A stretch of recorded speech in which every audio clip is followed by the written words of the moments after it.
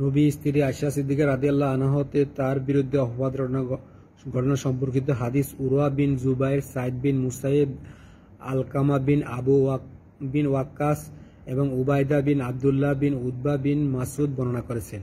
তাদের প্রত্যেকটির হাদিসটিরই অংশবিশেষ বর্ণনা করেছেন। হাদিসটি স্মরণ রাখা ও সঠিকভাবে বর্ণনা করার ব্যাপারে তাদের কেউ কেউ অপরদের চেয়ে অধিকতর অগ্রগামী ও নির্ভরযোগ্য।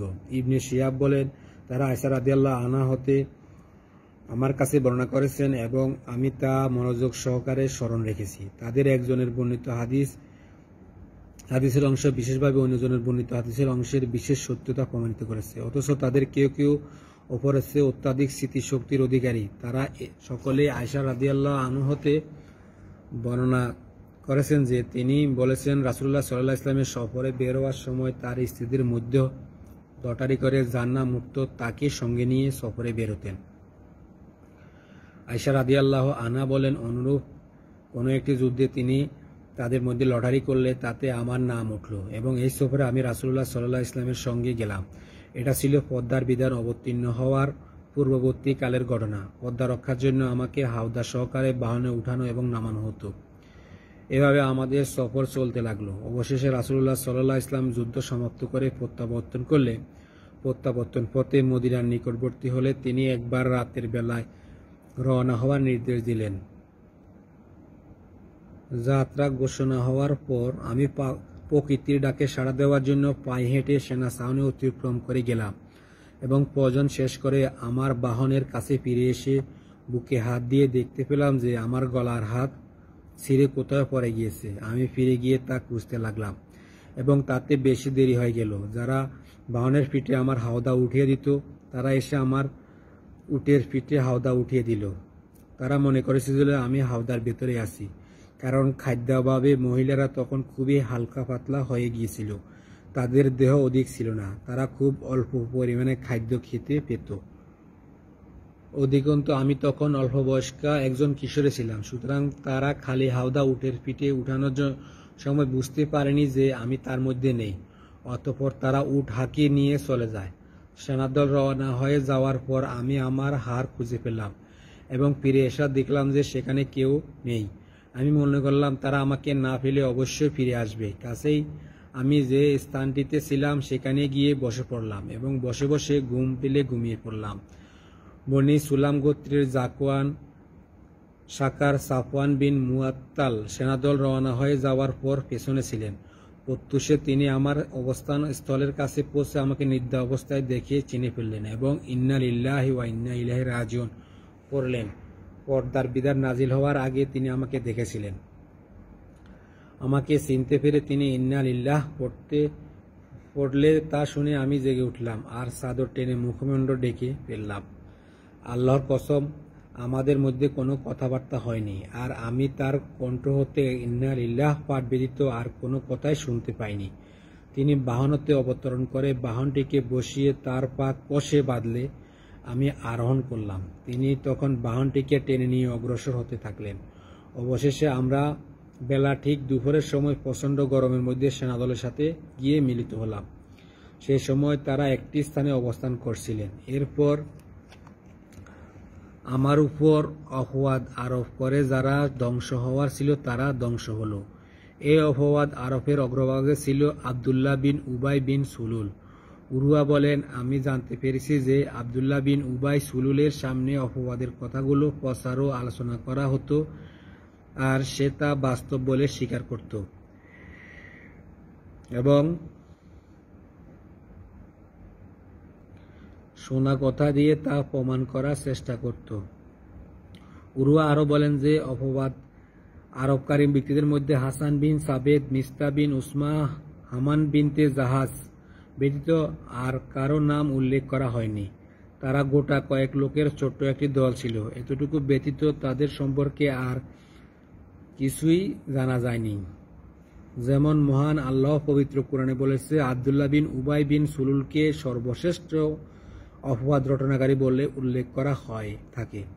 উরওয়া বলেন, এ ব্যাপারে হাসান বিন সাবেদকে গালমন্দ করা আয়েশা রাদিয়াল্লাহু আনহা অপছন্দ করতেন। তিনি বলতেন, হাসান বিন সাবেদ তার একটি কবিতায় বলেন, আমার এবং আমার পিতৃপুরুষদের মান সম্ভ্রম মুহাম্মদ সাল্লাল্লাহু আলাইহি এবং আমার পিতৃপুরুষদের মান সম্ভ্রম মুহাম্মদ সাল্লাল্লাহু আলাইহি ইসলামের মান সম্ভ্রম রক্ষায় নিবেদিত। আয়েশা রাদিয়াল্লাহু আনহা বলেন, তারপর আমরা মদিনায় পৌঁছলাম। মদিনায় পৌঁছার পর আমি 1 মাস অবধি রোগাক্রান্ত হয়ে রইলাম। এদিকে অপবাদের বিষয় নিয়ে লোকজনের মধ্যে কানাঘুষা ও চর্চা হতে লাগলো, কিন্তু তখন পর্যন্ত এই সম্পর্কে কোনো কিছুই আমি অবহিত ছিলাম না। তবে আমার সন্দেহ ছিল এবং তা আরও দৃঢ় হচ্ছিল এই কারণে যে আমি রাসূলুল্লাহ সাল্লাল্লাহু আলাইহি ওয়াসাল্লাম হতে যেরূপ স্নেহ মমতা লাভ করতাম আমার অসুস্থতা অবস্থায় তেমন পাচ্ছিলাম না। তিনি আমার কাছে গিয়ে শুধুমাত্র তুমি কেমন আছো জিজ্ঞেস করে চলে আসতেন। এটাই আমার মনের সন্দেহের উদ্বেগ করত। তবে আমি কিছুটা সুস্থ হলে প্রকৃতির ডাকে সাড়া দিতে ঘর হতে বের হওয়ার আগ পর্যন্ত এই জঘন্য অপবাদ সম্বন্ধে কিছুই অবগত ছিলাম না। প্রকৃতির ডাকে সাড়া দিতে রাতের বেলায় আমরা বের হতাম। এক রাতে বের হলে আবার পরের রাতে বের হতাম। এটা ছিল আমাদের ঘরের পাশে পায়খানা বানানোর আগেকার ঘটনা। আমরা সাধারণ আরববাসীগণ প্রাচীন রীতি অনুসারে পায়খানার জন্য বসতি এলাকার বাইরে মাঠে বা ঝোপঝাড়ে চলে যেতাম। আর অভ্যাস না থাকায় বাড়ির পাশে পায়খানা বানালে আমরা খুব কষ্ট পেতাম। আবু রোহান বিন মুত্তালিব বিন আবেদ মানাফের কন্যা উম্মে মিসতাহা আবু বকর সিদ্দিক রাদিয়াল্লাহু আনহুর খালা সাকার বিন আমেরের কন্যা ছিলেন। তার পুত্র হল মিস্তা বিন উসমান বিন আব্বাদ বিন মুত্তালিব। তিনি আমার সঙ্গে বের হলেন। আমি এবং উম্মে মিস্তা একসঙ্গে গেলাম। প্রয়োজন শেষে ফেরার পথে উম্মে মিস্তা কাপড় তার পায়ে জড়িয়ে পড়ে গেলে তিনি বলে উঠলেন, মিস্তা ধ্বংস হোক। তখন আমি তাকে বললাম, আপনি অত্যন্ত খারাপ কথা বললেন। আপনি এমন এক ব্যক্তিকে গালমন্দ করেছেন যিনি বদর যুদ্ধে অংশগ্রহণ করেছেন। উম্মে মিস্তা বললেন, সে তোমার সম্বন্ধে কি বলে বেড়াচ্ছে তা তুমি শোনোনি? আয়েশা রাদিয়াল্লাহু আনহা বলেন, আমি তাকে জিজ্ঞেস করলাম আমার সম্পর্কে কি বলেছে। তখন তিনি অপবাদ রটনাকারীদের ক্রিয়াকলাপ ও প্রচারণা সম্পর্কে আমাকে অবহিত করলেন। আয়েশা রাদিয়াল্লাহু আনহা বললেন, তারপর আমার পিঠে আরো বৃদ্ধিপ্রাপ্ত হলো। আমি ঘরে ফিরে আসলে রাসূলুল্লাহ সাল্লাল্লাহু আলাইহি ওয়াসাল্লাম আমার কাছে এসে সালাম দিয়ে জিজ্ঞেস করল, তুমি কেমন আছো? আয়েশা রাদিয়াল্লাহু আনহা বলেন, আমি তখন আমার পিতা মাতার কাছে গিয়ে বিষয়টি সম্পর্কে সঠিক সংবাদ জানতে চাচ্ছিলাম। সুতরাং আমি রাসূলুল্লাহ সাল্লাল্লাহু আলাইহি ওয়াসাল্লামকে বললাম, আপনি আমাকে আমার পিতা মাতার কাছে যাওয়ার অনুমতি দিবেন কি? আয়েশা রাদিয়াল্লাহু আনহা বলেন, রাসূলুল্লাহ সাল্লাল্লাহু আলাইহি ওয়াসাল্লাম আমাকে অনুমতি দিলেন। আমি আমার আম্মাকে গিয়ে বললাম, আম্মা, লোকেরা কি ব্যাপারে নিয়ে এত সব আলোচনা ও কানাঘুষা করছে বলুন তো? তিনি বললেন, বেটি, এই বিষয়টি নিয়ে তুমি অধিক দুশ্চিন্তা করো না। কারণ সতীন আছে আমন সোহাগিনী সুন্দরী যুবতী নারীকে তার সতীনগণ বদনাম করবে না, এমনটা খুব কমই হয়ে থাকে। আয়েশা রাদিয়াল্লাহু আনহা বলেন, আমি বললাম, সুবহানাল্লাহ, লোকেরা এমন জঘন্য বিষয় রটিয়েছে। আয়েশা রাদিয়াল্লাহু আনহা বলেন, আমার ক্রন্দনরত অবস্থায় সেই রাত অতিবাহিত হয়ে ভোর হলো। আমার অশ্রু বন্ধ হলো না এবং ঘুমাতেও পারলাম না। সকালবেলা আমি কাঁদছিলাম। তখন ওই আসতে বিলম্ব হচ্ছে দেখে রাসূলুল্লাহ সাল্লাল্লাহু আলাইহি ওয়াসাল্লাম তার স্ত্রী বিচ্ছেদের ব্যাপারে পরামর্শে আলী বিন আবু তালেব রাদিয়াল্লাহু আনহু এবং উসামা বিন যায়েদ রাদিয়াল্লাহু আনহুকে ডেকে পাঠালেন। আয়েশা রাদিয়াল্লাহু আনহা বলেন, ওসামা রাদিয়াল্লাহু আনহু নবীর স্ত্রীগণের পবিত্রতা এবং তাদের প্রতি ভালোবাসার কারণে বললেন, হে আল্লাহর রাসূল, আপনার স্ত্রী সম্পর্কে আমি মঙ্গল ব্যতীত অন্য কিছুই জানি না, সুতরাং আপনি তাকে নিজ সাহায্যে রাখুন। আর আলী রাদিয়াল্লাহু আনহু বলেন, হে আল্লাহর রাসূল, আল্লাহ তো আপনার জন্য সংকীর্ণতা রাখেননি। তাকে ব্যতীত আরও তো বহু মহিলা রয়েছে। তবে আপনি দাসী বাড়িটাকে জিজ্ঞেস করে দেখুন, সে আপনাকে সত্য কথা বলবে। আয়েশা রাদিয়াল্লাহু আনহা বলেন, তখন রাসূলুল্লাহ সাল্লাল্লাহু আলাইহি ওয়াসাল্লাম বাড়িটাকে ডেকে জিজ্ঞেস করলো, বাড়িরা, তুমি তার কোনো সন্দেহজনক আচরণ দেখেছ কি? তখন বাড়িরা বলল, যিনি আপনাকে সত্য বিধান সহকারে পাঠিয়েছে সেই মহান সত্তার কসম, আমি তার মধ্যে কোনো দোষণীয় ব্যাপার দেখতে পাইনি। তবে তিনি অল্প বয়স্কা কিশোরী হওয়ার কারণে শুধু তার মধ্যে এতটুকু দোষ দেখতে পেয়েছি যে রুটি তৈরি করার জন্য আটা খামির করে রেখে তিনি ঘুমিয়ে পড়তেন আর বকরি এসে তা খেয়ে ফেলে। আয়েশা রাদিয়াল্লাহু আনহা বলেন, তৎক্ষণাৎ রাসূলুল্লাহ সাল্লাল্লাহু আলাইহি ওয়াসাল্লাম উঠে গিয়ে মিম্বরে দাঁড়িয়ে আব্দুল্লাহ বিন উবাইর ব্যাপারে সাহায্য কামনা করলেন।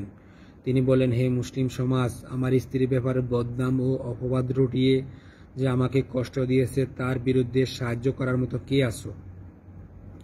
আমি তো আমার স্ত্রী সম্পর্কে মঙ্গল ছাড়া আর কিছুই জানি না। আর অপবাদ রটনাকারীরা এমন এক ব্যক্তির নাম উল্লেখ করেছে যার সম্পর্কে আমি মঙ্গল ছাড়া অমঙ্গল ধারণা পোষণ করি না। সে আমার অনুপস্থিতিতে তো কখনো আমার স্ত্রীদের কাছে যায়নি। এ শুনে আব্দুল আসাল গোত্রের সাদ বিন মুয়াজ রাদিয়াল্লাহু আনহু উঠে বললেন, হে আল্লাহর রাসূল, এ ব্যাপারে আমি আপনাকে সাহায্য করব। যদি সে আমার আওস গোত্রের লোক হয় তবে আমি তার শিরচ্ছেদ করব, আর যদি আমার বন্ধু গোত্র খায়রাদের লোক হয় তবে তার ব্যাপারে আপনি যা আদেশ করবেন তাই পালন করব।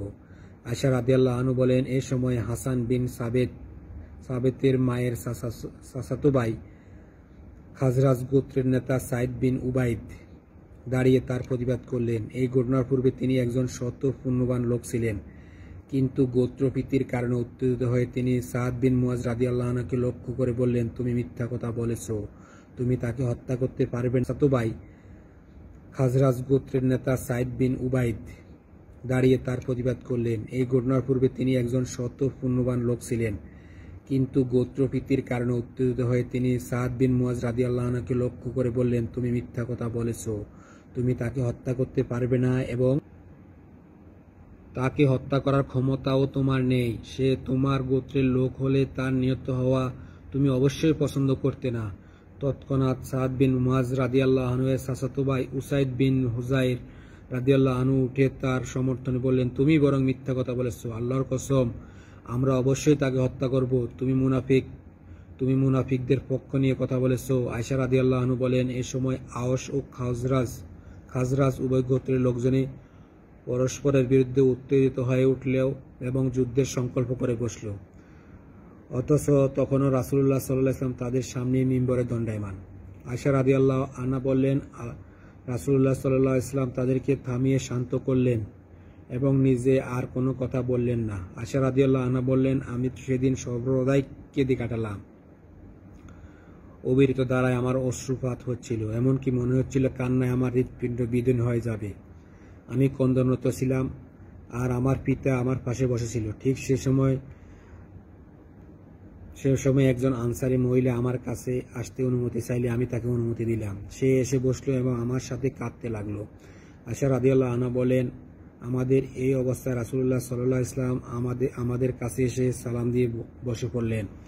আয়েশা রাদিয়াল্লাহু আনহা বলেন, অপবাদ রটনার পর হতে আর কোনো সময় রাসূলুল্লাহ সাল্লাল্লাহু আলাইহি ওয়াসাল্লাম আমার কাছে বসেননি। এদিকে তিনি 1 মাস অপেক্ষা করার পরও আমার ব্যাপারে কোনো ওহী তার কাছে আসেনি।